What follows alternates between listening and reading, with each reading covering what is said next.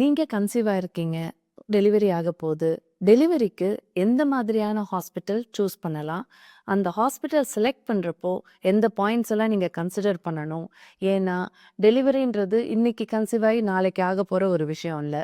9 months time இருக்கு உங்களுக்கு. உங்க பிரெக்னன்சிய பத்தி யோசிக்கிறீங்க. ஆனா, டெலிவரி பண்ணிக்க போற ஹாஸ்பிட்டல செலக்ட் பண்றப்போ, என்னென்ன பாயிண்ட்ஸ் நீங்க யோசிக்கணும்? அத பத்தி தான் இந்த வீடியோல பார்க்க போறோம். நான் doctor Abhinaya, obstetrician. So first point வந்து ட்ரஸ்ட் யுவர் டாக்டர். நீங்கள் எந்த டாக்டர்கிட்ட ப்ரெக்னன்சி செக்கப் போகிறீங்களோ அவங்கள எப்படி செலக்ட் பண்ணுவீங்க? அவங்களோட குவாலிஃபிகேஷன் என்ன? அவங்களோட இயர்ஸ் ஆஃப் எக்ஸ்பீரியன்ஸ் என்ன? ஏன்னா முன்னாடியெல்லாம் அம்மா டெலிவரி பண்ணிக்கிட்ட அதே ஆப்ஸ்டடிஷியன்ட்டே இப்போ பொண்ணும் போவாங்க. அந்த மாதிரி ஃபேமிலியாக ஒரே டாக்டர்கிட்ட போயிட்டு இருந்தாங்க. ஆனால் இப்போ நியூக்ளியர் ஃபேமிலிஸ்லாம் அதிகமாகிடுச்சு. ஜாப் விஷயத்துக்காக எல்லாருமே ஹஸ்பண்ட் அண்ட் ஒய்ஃப் தனியாக ஒரு இடத்துல சிட்டிஸில் இருக்கீங்க.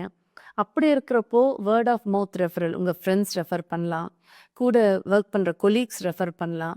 அந்த மாதிரி ரெஃபர் பண்ணி ஒரு டாக்டர்கிட்ட போகிறப்போ நீங்கள் வந்து அவங்களோட எக்ஸ்பீரியன்ஸ், எக்ஸ்பர்டீஸ், அவங்கள பற்றின ரிவ்யூஸ் எப்படி இருக்குது அப்படின்னு பார்ப்பீங்க. எந்த மாதிரி கேசஸ் அவங்க ரொம்ப ஹேண்டில் பண்ணுறாங்க. சில பேர் வந்து நார்மலாக கன்சீவ் ஆகி வரவங்கள ஹேண்டில் பண்ணுவாங்க. சில பேர் ஹை ரிஸ்க் ப்ரெக்னன்சிஸ் மட்டும் ஹேண்டில் பண்ணுவாங்க. சில பேர் ஃபர்டிலிட்டி, அதாவது இன்ஃபர்டிலிட்டியை ட்ரீட் பண்ணி அதனால கன்சீவ் ஆன அந்த ப்ரெக்னென்ட் மதர்ஸை மட்டும் ஹேண்டில் பண்ணுவாங்க.